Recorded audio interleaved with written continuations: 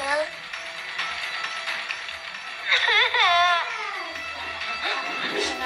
Habang naghahanap si Samuel ng seed praise sa mga base sa altar ng simbahan, ay saktong nakita siya ng staff kaya pinagsabihan siyang bawal siya doon. Sabay giniit niyang kanina pa nila nahahalata na paikot-ikot siya sa loob ng simbahan, kaya tinanong ng lalaki kung may hinahanap siya, na agad namang sinabihan ni Samuel na meron siyang hinahanap, pero nang tanungin kung ano ang hinahanap niya ay hindi niya ito masabi, kaya winarningan siya ng lalaki na kung hindi siya aalis ay tatawag na ito ng security. Agad niyang pinakita yung larawan ng mga magulang niya, sabay tinanong niya na andoon pa ba yung paring kasama nila sa larawan noong kinasal sila na nagngangalang Jerry, na sa simbahan na yun kinasal ang mga magulang niya. Pinaliwanag naman ng lalaki na pauwi pa lang ang pari mula Bicol, na agad sinabihan ni Samuel na aantayin na lang niya, pero pinagsabihan siya ng lalaki na madaling araw na ito makakauwi, kaya nakiusap si Samuel na pakitawagan niya, na agad namang sumunod ang lalaki pero hindi nila makontak, na nakulitan na din kay Samuel kaya sinabihan niyang umalis na ito. Wala nang magawa pa si Samuel sa sandaling yan kundi umupo at nanalangin habang nasa di kalayo ang upuan yung tao nila Roldan na may baril. Agad namang pinasok ng mga pulis yung area kung saan doon nila dinala si King. Kiniit ni Samuel sa Diyos na nasa panganib yung anak niya, na hawak ng mga taong handang gawin kahit anong klaseng kasamaan, na nagmakaawa siya sa Diyos na iligtas niya si King, na wala siyang kalam-alam na nakikipagbakbakan na ang mga pulis sa grupo nila Roldan at Jacob. Sinaad ni Samuel na siya ang may pagkukulang bilang ama, pero bakit anak niya ang nagbabayad at siya ang napaparusahan?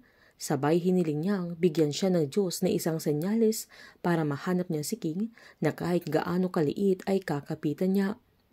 Sakto namang dumating na sila Johnny at Noel sa area, kaya dumiretso sila sa third floor, habang hindi naman tumigil ang mga pulis sa kanilang paglusob sa kota nila Roldan, kaya madaming namatay sa mga tauhan niya.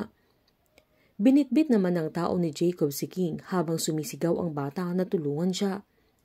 Binili ni Roldan sa tao ni Jacob na patayin na niya si King, pero hindi niya ito ginawa, bagkus nilayo niya ito sa mga kasama niya at dinala sa may exit point, sabay pinakawalan niya ang bata. Dumaan naman sila Johnny at Noel sa may exit point pero naunang umakyat si Agnes. Habang tumatakbo si King ay sumisigaw ito na humiling ng tulong, pero nadapa ang bata kaya mas lalong umiyak, nang saktong nagbukas yung pinto at nag-reflect yung ilaw sa suot ni Agnes na puting jacket na nakatalukbong, kaya tinawag ni King na Angel.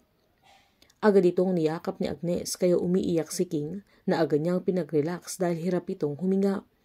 Sakto namang dumating sila Johnny sa area kung nasaan sila Agnes, kaya hindi siya nagpahalata. Agad sinabihan ni Agnes na may mga pulis nang dumating, kaya sila na ang magdadala sa kanya sa daddy niya, pero umiyak si King dahil ayaw niyang humiwalay sa kanya. Kinumbinsi ni Agnes na magtiwala ito sa kanya, sabay pinasilip ni Agnes sila Johnny, na agad niyang pinasigurado kay King na sila na ang magdadala sa kanya sa daddy niya, sabay pinatakbo niya ito papunta kila Johnny. Natuwa naman si Johnny nang makita niya ang bata at nangakong siya na ang bahala sa kanya, sabay tinimbre niya sa mga kasama niya na subject secured at binili niya kay King na kahit anong mangyari ay yumakap lang ito sa kanya, sabay kinarga na niya ang bata, na wala siyang kalam-alam na mismong si Agnes na asawa niya ang nagligtas kay King. Agad namang tinawagan ni Agnes si Samuel para ipaalam na nahanap niya si King, kaya tinanong ni Samuel kung sigurado siya, na agad namang sinabihan ni Agnes na siya mismo ang nakakuha sa anak niya at ligtas na ito.